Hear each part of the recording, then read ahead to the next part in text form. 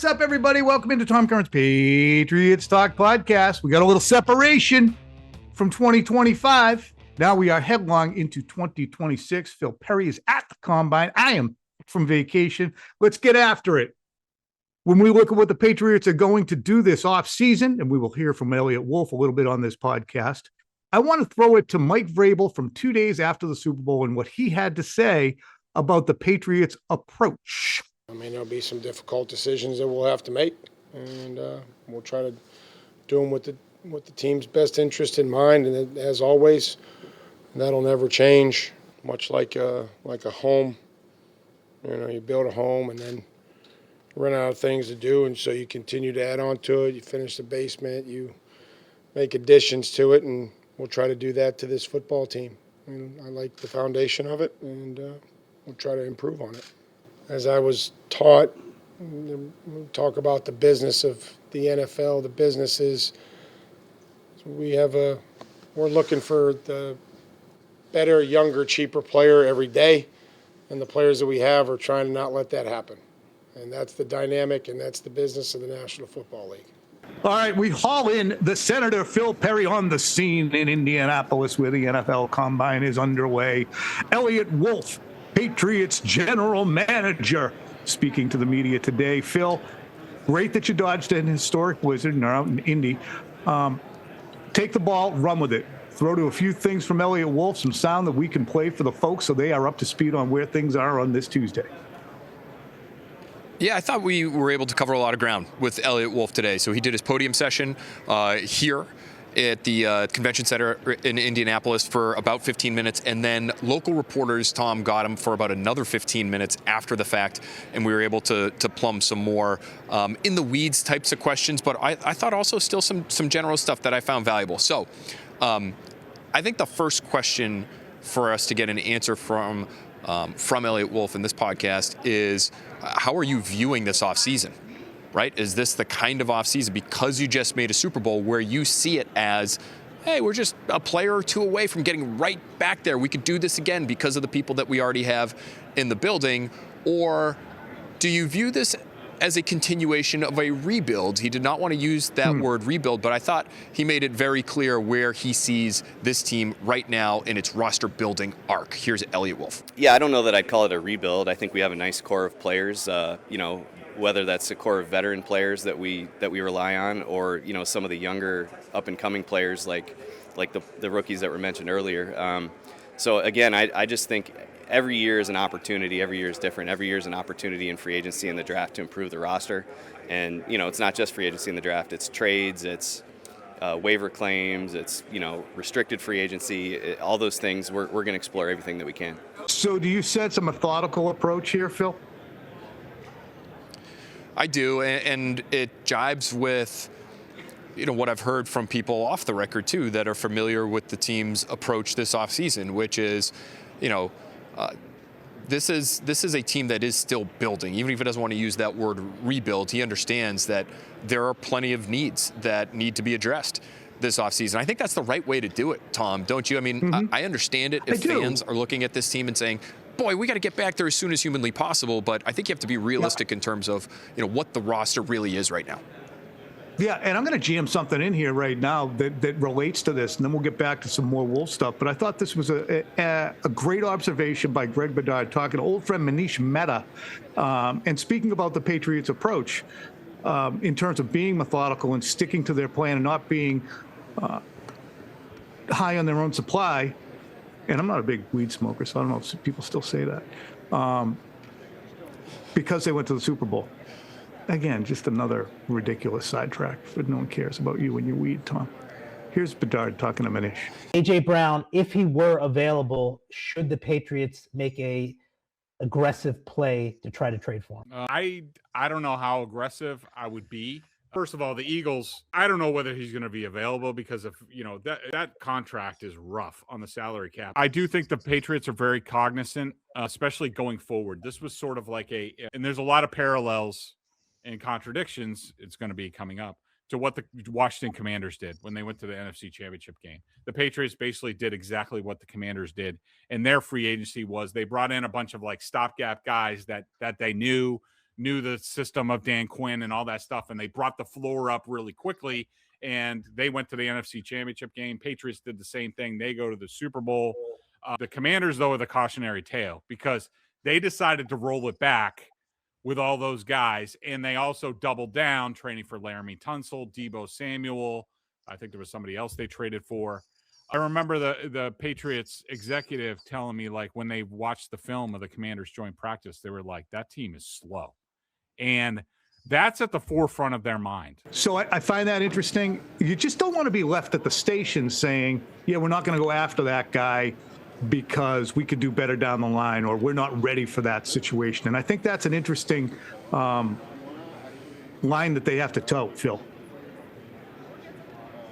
I agree with you, Tom. You know, there are moves that I think, you know, just again, talking to people here in Indy, I thought anytime I would mention the name Max Crosby, for instance, that people would laugh in my face and say, what we're saying right now, which is you have to understand where the team is right now. Are they going to really pay a 29-year-old player who's, dealt with some injury lately? He's going to make $30 million in base salary next year alone. You'd have to trade a first-round pick and maybe more for him. And I've found it interesting that really smart people have looked at me and said, hey, if the price is right, like, they should really consider that, and that would include trading away a first-round pick. So it's not that they are where they were one offseason ago or two off seasons ago, where you would look at their pick, which was obviously in the top half of the first round, and say, you're not trading that away for anything. You got to do this thing the right way. You got to build through the draft. I do think they have some flexibility, Tom. They just have to be smart about how they use the resources they have at their disposal. Yeah, be aggressive, and you have to weigh that. Okay, so you're going to get Max Crosby, just hypothetically, and by the time his 3 or 4 year deal is over, he's 34, and you have to replace that. Or do you go get a guy in the first round who's an edge rusher? And again, I'm just hypothetically, and you get him at controlled cost over the next few years when you have May coming up, when you have Gonzalez coming up, and those guys are not going to be allowed to leave, I would think. But I do think one interesting aspect of the end of the season was that maybe the playoff and postseason run and the Super Bowl in particular could be a good thing for them, because it highlights areas that the team needs to, upgrade. Because if you fall in love with the spackle that you applied because of the gritty, gutty performances that they gave you in overcoming and succeeding to a level nobody thought, then you're going to be trotting spackle out there, and you're still going to be at a point where you're like, man, we could have done a little bit better here. So I think that playoff run, Phil, might have done a decent job in highlighting some of those spots. And Mike Vrabel, said that really when I threw that stuff up at the top, where he said, we built a foundation. Now we have to get to the next rooms. Yeah, and I actually asked Eliot Wolf about that very fact, Tom, because in his scrum with local reporter, he said, yeah, I went back and watched the Super Bowl and, had to feel like I was in an emotionally sort of a safe space. He's sort of laughing at himself there. But, I followed up by asking, did it show to you as a team builder the weaknesses on your roster going up against those really good teams? And he acknowledged yes. Now, the question is, Tom, how do you address it? Because he has, as Mike Vrabel has committed to Will Campbell as left tackle, and I think everybody that watched that game would probably single out Will Campbell, even though he wasn't the only one who had problems in that game. They probably would choose to highlight him first. He's not going anywhere.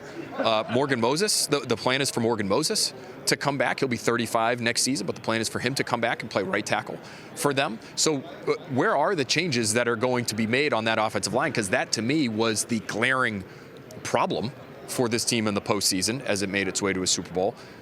And yet it feels like a lot of those guys are going to be back. So which player do you finger as the problem there? And how do you address it, I guess, would be the follow-up question that we're going to have to wait and see on. Yeah, it's great because you have a great contrast in the two tackles. You have a left tackle who's playing with injury, who's young, who has to get physically stronger. Certainly, as we saw, reams of instances where great offensive linemen like Joe Thomas, et cetera, looked at his mistakes technique-wise that can be fixed. So he's going to be better. Is Morgan Moses going to be better in 2026 than he was in 2025 when he was out there virtually every week, if not every week, Phil, and played at relative to expectations an 8 or a 9. So that's a great contrast between those two spots and the approach you want to employ at those two spots.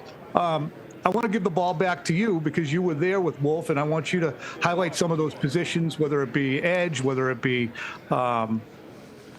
tackle, or whether it be Stefon Diggs. Take the ball. I'm going to let you run with it, and I'm not going to pipe up until the end. So throw the good stuff, and then we'll talk about it. Okay, first, can we do one big picture thing? Because I do find this interesting, and I think it's important because it deals with spending.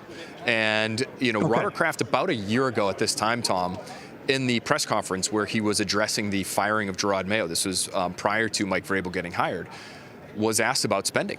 And, he talked about how Bill did things a certain way, and we had a lot of success doing it that way. But, he really insisted that he has not, done a lot of saying no over the years when asked to spend money on his football team. But one thing that he did point out that I don't think he had ever said publicly before that I know you and I both found interesting was he talked about 3-year windows, right? And what he has asked of his people that are spending the money on the football team is that if they go over by a certain amount, whatever the cap is, right, the cumulative number of the amount of the cap over a 3-year period, if they're scheduled to go over that or they're on pace to go over that, to dial back the spending a little bit just so that things don't get out of hand is essentially how he put it. They're about to go into year 3 of the most recent 3-year window since the new CBA. And over the course of the last 2 years, we know last year they spent big. Even the year before, they were in the top half of the league in spending cash. Does that mean that this offseason, fresh off a Super Bowl, they have to dial the spending back to adhere to that 3-year window rule of thumb that Robert Kraft has for himself? And Eliot Wolf answered that question today when I posed it to him. Tom, this is what he said. Robert and Jonathan have been nothing but supportive of whatever we've wanted to do to try to improve the team. And I think like myself and Coach Vrabel being sort of stewards of that and understanding what's important, we haven't been told no very often, if at all. So we're excited to have their support and be able to try to build this thing, continuing to try to build this thing. Go ahead. I was just going to say, do you feel like you have a responsibility just in terms of like the long-term vision of the team to spend in a responsible manner, that might, benefit? Yeah, I mean, I always try to spend in a responsible manner. I don't know the right word. The right word there is probably not responsible, but yeah. Look, can you guys be at the top of the league again in terms of spending to try to get back to a Super Bowl, or do you feel like that can't be a yearly occurrence? I don't think that can be a yearly occurrence because those rules are in place for a reason. But I definitely think that again, we have the support to do what we think is necessary. Obviously, keeping in we're not in a 1-year window. We have to try to plan for the future as well. Phil, great observation, and I love our listeners, and I think they're astute. And I think that they do not need to be reminded that you can't lose the forest for the trees, because if the Patriots are sitting there like Beetlejuice from the meme, the Howard Stern show, what are you doing? Just hanging around in a couple of weeks. It's okay to hang around if you're doing that because you're re-signing Christian Gonzalez or you're re-signing Jalen Hawkins. Good players retained do equal, to an extent, free agents signed. The spending is the same. The money doesn't glisten differently if you're giving it to a guy who didn't play for you. So that will be important to watch too, because the spending oftentimes we look at in these off seasons and say, well, they didn't go and get that Nelson Aguilar, or they didn't go and get that Devontae Parker deal, but they re-signed somebody that's important. So that'll be interesting. It'll also be interesting, Phil, to see who they lop from the roster or try to manage. Antonio Gibson, really enjoyed him. Thought he was a really good player. I'm just speculating. Phil, would he be back? Just a quick yes or no. Is he gone? Eliot Wolf talked about him a little bit today. Yeah, I guess I would never completely rule it out because, if he's looking for a job and he comes back at a lower number, I could see them being open to that. It's not like they have incredible depth at that running back position, but he's a guy who's, he's been in the league for several years. He's coming off a serious injury, so they might be more willing to give that gig to a younger player. Yeah, that's kind of one of those first dominoes to look at and say, okay, well, now they're starting to scrutinize their roster and make some decisions. But there are other decisions in there to make too, Phil, that I think that you can address too with other big number players that Wolf talked about. Yeah, I think it's worth just getting an assessment from Wolf on Stefon Diggs. To me, that's the name to consider right now as, one of the most important players on the team last year, also set to make over $20 million in base salary going into his his 33-year-old season. And I asked him specifically about the legal issues that he is now dealing with. He was recently arraigned, and so we'll see how that process plays out moving forward. But I asked Wolf if the situation he's dealing with off the field might impact his standing with the team at all. And then I followed up by asking how important it is for them to bring Diggs back, just given all the contributions he gave to them in 2025. Here's Eliot Wolf. We're monitoring those situations, and we'll just kind of see what comes of it. I know he had a hearing last week or 2 weeks ago, but yeah, we're monitoring those situations not only with our legal and security department, but also with Steph's people as well. Is it really important, do you think, for your team and the performance on the field to bring him back, just given what he gave to you guys on the field this past year? Yeah, Steph had a tremendous season. Again, the leadership that he showed was great, and these are conversations that we'll continue to have and weigh everything and talk about different things as we move forward. I think this is an interesting place to invoke Jacoby Myers, who I like to invoke. The team is now scrutinizing what they're going to do with Diggs, who's going to make $20+ million in terms of cap. Jacoby Myers was dealt for. He's 30. He gives you the same production as Diggs, basically. He's probably a little more durable, maybe a lot more durable. He was a massive upgrade for the Jacksonville Jaguars. They got him for a third and a fifth or a sixth, and then they re-signed him to a 3-year deal with $3 and $60. The Patriots are going to basically, if they keep Diggs, spend that money on him. That's why when we talk about, I'm not really backseat driving, I'm front seat driving. Because I looked at this, I saw that straight up there on the side before we got there. I said, might want to take that left. You might want to take that left. And take that left. Because with Jacoby Myers, it's an instance of, hey, we don't want to get over our skis here because we have methodical rebuilds going on. But I look at that as an opportunity that they might have said, not yet. And I think that was a better spackle than Diggs will be until they find the next Larry Fitzgerald or whatever. Well, yeah, and I think the other thing with just the difference between those two players, not to pile on, but they are different players. Like Jacoby Myers, you could have him comfortably on the field, Tom, on first and second down and ask him to go block a safety, which they probably asked Diggs to do occasionally this year, but they knew that was not going to be one of his strengths. And so, as you move forward now, I think, we start to consider offseason moves. You have to look at the system and what the coaching staff wants. You have to look at what Josh McDaniels likes. Stefon Diggs, as productive as he was as a pass catcher, was not, for the vast majority of the season, the leading snap getter on the team. He was out there in obvious passing situations, but it was Mac Hollins who was playing more than Stefon Diggs because of all the other things that you have to be able to do at that position. And this is always going to be a team with Josh McDaniels that wants to have some level of balance and wants to run the football. And so, that's something to keep in mind here too. And so, you got a complimentary answer there on Diggs in terms of his contributions to the team last year from Eliot Wolf. But what you did not get was a commitment to having him on the roster, even though he is under contract, which I found interesting. Tom, I also made sure to ask him about Christian Barmore, because this is another player who's dealing with an alleged off-the-field domestic incident. He will be arraigned soon here.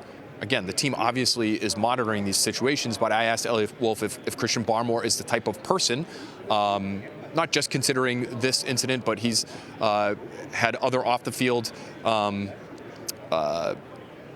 issues in the past. Incidents.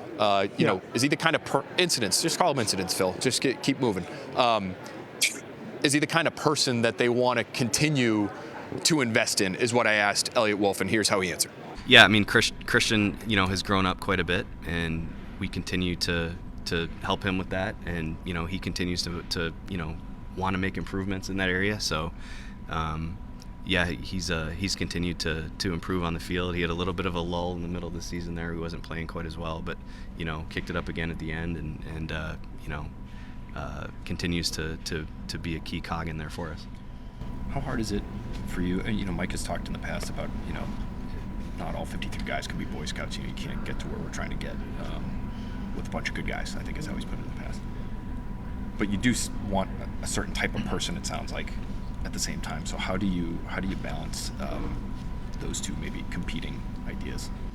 Yeah, again, I think again, everyone wants everyone to be great. You never want to get the phone call from the security director at night. But this is the world we live in. You know, we expect everyone to behave and act like, you know, they're a professional and they're representing not only themselves but their family, their team, the crafts, like everyone. So, you know, as we try to build this thing moving forward, we're gonna continue to try to take good people. All right, some meat on the bone there. And look, this is the nature of the business for us. You know, you guys want information about the team, and sometimes you have to, when people, the decision makers, are standing in front of you, you have to ask the questions about what could be sensitive topics. Both these guys, Diggs and Barmore, were instrumental in helping the Patriots get where they were trying to get. But any employee, you guys, us, you have to scrutinize what they're bringing to the table in its entirety and how much you're paying an individual. So, certainly, their situations that they've become embroiled in off the field are the ones that we will be watching and see how the Patriots react to those. All right, you got any tackles? Go ahead, Mr. Yes, sir. I see you in the back. I want to ask you that answer from Eliot Wolf, specifically the, you know, talking about how you don't want to hear from the security director in the middle of the night, and people do have to act as professionals. Hearing that answer, understanding that Christian Barmore is set to, within the first couple days of the new league year, so mid-March, have $10 million of his base salary guaranteed to him. Does that indicate to you one way or the other as to what decision might be coming with this particular player? No, it doesn't one way or the other. It just, you have to keep swallowing hard when you're an organization or an employer and say, well, hopefully that won't happen again. Hopefully this blows over, and hopefully it's not. And you're crossing your fingers. And I'm a big redemption guy. I believe in giving people opportunities to change the way that they are behaving and be cognizant. And again, allegedly. But you don't get police reports like that one if nothing at all happened and you were just sitting on the couch watching Jeopardy. It just, so what are you going to be going forward? And you have to have faith in that, especially if you're going to have the amount of money involved. But that's where the NFL is very difficult, Phil, and you have to toe the line between, as Vrabel pointed out, you can't have a team full of Boy Scouts, meaning not that you can't have good people, but there are going to be people, when you have a room of 90 guys who are going to filter in and off your football field, when you include practice squad and at the beginning of training camp, you're going to have 90 personalities, 90 different ways of thinking, approaching life, dealing with adversity, getting pissed off in traffic. Believe me, my traffic behavior is not something at times, and I'm working on, that anyone's going to be signing off on sometimes. We are working on it. We gave it up for Lent. So, what do you want from your employees? All right. We're very difficult. Stop yelling at traffic. That's my Lenten sacrifice. Because I do enjoy it. All right. Can I just say really quickly, one word, just as we're on the Barmore conversation, because his name is a name, and I mentioned this on Early Edition the other night, but his name is a name that league people have brought up to me, saying, and you understand how the combine works, Tom, and you see people from all over, and they want to know what's going on with the team that you cover if they know that you're somebody who's been around and may have some different sources of information that might be valuable to them, and they're wondering what's going to happen with Christian Barmore, and I've told them I don't know, and I've talked to industry sources who feel like this is a name we should be keeping an eye on in terms of potential movement. And the one adjective that I've heard used from one front office person in particular was unpredictable. And it's not just because of the off-field stuff. There's a knee issue there, Tom, that I think I had almost forgotten about. But he dealt with it more, it felt like a couple seasons ago, and they've tried to manage it really since he was drafted. But there's a handful of different things to consider when it comes to Christian Barmore. And yes, he's under contract, and yes, when he's right, he can be a fantastic player, and paired with Milton Williams, that's a really potentially devastating duo. But that's just what I would tell you, is that people in Indianapolis here are sort of circling that name on the Patriots roster and wondering what's to come there.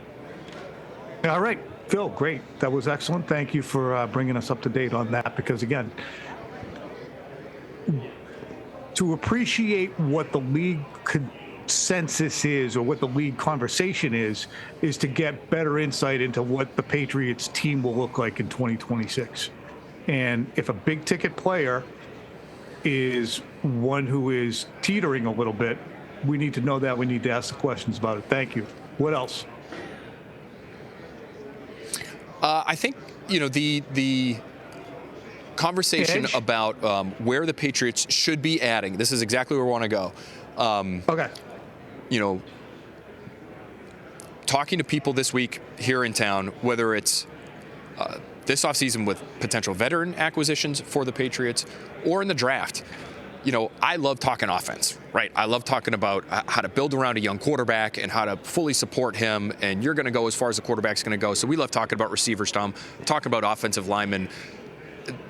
I keep getting bombarded with defense, and edge specifically for the Patriots. That's an obvious need to league people who are looking at them from afar. And when they look at what could be available in free agency, what is available in the draft, this is a good offseason. If there's ever a good offseason to need an edge player, this is a good offseason to need that kind of thing. So I thought Eliot Wolf was actually pretty good in terms of describing what he's looking for and what they're looking for in terms of traits and potential adds at that position.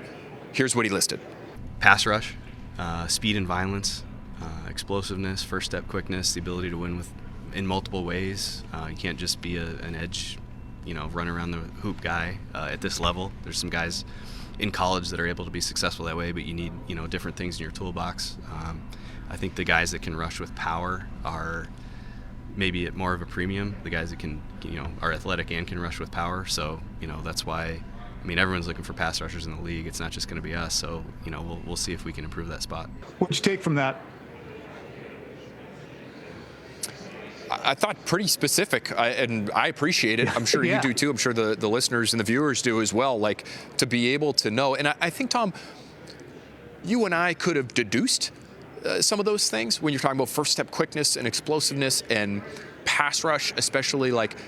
I'm inferring based on what's left out of that answer, right? When he starts by saying pass rush and then he goes to explosiveness, first step quickness, what you don't hear there is something like power at the point of attack on first and second down. Which is interesting. I'm sure they don't hate that, but that's not there. I look at Caleb on Chason and Harold Landry as being explosive. And Landry obviously is closer to the end than the beginning, but he can friggin' fly when he gets off the ball, but he's smaller. Caleb Chason's built like a 3 in the NBA, but he's an explosive, slithery athlete who's also very strong, but he can get moved around. So they both fit to an extent. Phil, correct me if I'm wrong, they both fit to an extent what Eliot Wolf is driving at, but maybe they're just not the elite models of it. Well, I agree with you. And I think when both are right, I think that's essentially what they're looking for. They might not be the prototype. There's a reason K'Lavon Chaisson got a 1-year low money deal, and he's about to hit free agency, and maybe the Patriots won't be willing to pay him as much as somebody else will because of, if you go back and you look at it, was he really truly dominating, higher end offensive tackles in critical situations? Like, their pass rush was lacking for long stretches this year. And I know going into the postseason, the team was wondering if they had enough pass rush to be able to even get by the Chargers in the first round of the playoffs there. So, this was a factor for them during the season. Harold Landry obviously dealing with injury for most of the season didn't help. But, I think when we're talking about the draft or free agency, it's okay to think about smaller, faster guys, because that's really their primary concern. Yes, you have to be able to stop the run at some point, and there's a reason why a guy like Anthony Jennings ended up having value to them at the end of the year. He is not, I would say, like a guy who stands out as having incredible first step quickness, but he did have some value to the roster. But if you're looking at spending your first round pick on an edge defender like me, I'll give you a name, Tom. I think our Mason Thomas from Oklahoma fits that description that Eliot Wolf's talking about. Now, he might end up being a little too small for them. I'm interested to see how he measures here in Indianapolis. We get some official measurements. But if you watch him, Tom, watch him later today. You're going to love this guy. Okay. Hustle off the charts, extremely quick off the ball, can get around the edge, but can also, there are clips of him, bench pressing Caden Proctor and making a play against the run. Caden Proctor is a massive 370-pound left tackle for Alabama, who's probably going to be a first-round pick. So he's a really, really fun player to watch, and I think does a lot of the things that Vrabel likes in terms of effort and finish and hustle and ball disruption, even though he's not the biggest guy in the world. I think he does have some Harold Landry from Tennessee to his game. I also look at one position too, and let's segue to that since we've done such an incredible job. Much better pod than I expected. Coming back, a lot of intel, a lot of info for the folks. Too bad this one's not on TV. Maybe we could do a special 1 hour Phil from the Combine. That's big. Safety, Phil. If you can find a Derwin Jamesian, Kyle Hamiltonian. What's the kid from Seattle? Ezebuke? It's not Ezebuke. Nick Emanwarian. Right. If you can find that kind of safety toward the end of the first round, boy, that can. Because the Patriots were a scheme pass rush at the end of the year, I thought. They exerted tremendous pressure thanks to Zach Core, but they were scheme, and those guys working like a hand in a glove and really getting after teams and just being spectacular at all three levels and exerting pressure. But you also want to be able to play, our guy's better than your guy. We don't have to do anything. We're just going to come after you with 4 here. Because that's what teams are doing with the Patriots in the playoffs. I think when you're talking about the safety position, for them, I think they really do like the idea of having 2 guys who can do a little bit of everything, right? So you have to be able to be the deep guy at times. And yes, you do have to be the guy who drops down in the box and can make a tackle at times. It felt like, Tom, more often than not this year, it was Craig Woodson who, if they started with, for instance, 2 high safeties and one of them ended up sliding down into the box a little bit more frequently than the other, that would have been the Craig Woodson role, whereas Jalen Hawkins, I think, was more of the deeper, rangy guy. But there are a lot of traits there between those 2 players that overlap. Now, Hawkins is a free agent, and I'll just give you really quickly. We won't toss to the sound, but really quickly, because Eliot Wolf did mention Jalen Hawkins. He was asked a more general question about safeties and what they need to be able to do. And he said they have to be able to do everything. We're excited about those guys, talking about Woodson and Hawkins.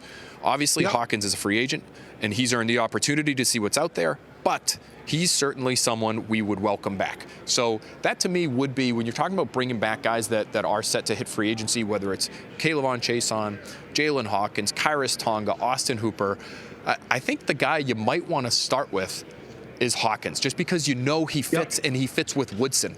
And I think it helps sort of solidify the entirety of the back end for this Zach Core, Mike Vrabel, Terrell Williams defense. Whereas, Chason, maybe you can get a fill-in in the draft. Hooper, maybe you can go younger there at that position to back up Hunter Henry. So, he is among those names. I think Hawkins might be first on the list in terms of, okay, you got to make sure this guy returns to Foxborough, because it's also not going to cost you a ton, Tom. It's not the most expensive position in the world. Right. Yeah. Plus, he's got ridiculous ball skills, and he's very, very smart. So that's what you're looking for at the back end. One last thing before I let you go, because this is what we always do. We spend so much time from February to April and then into May talking about the guys who just joined the team or could potentially join the team. And then by the next year, all those guys we talked about are kind of forgotten.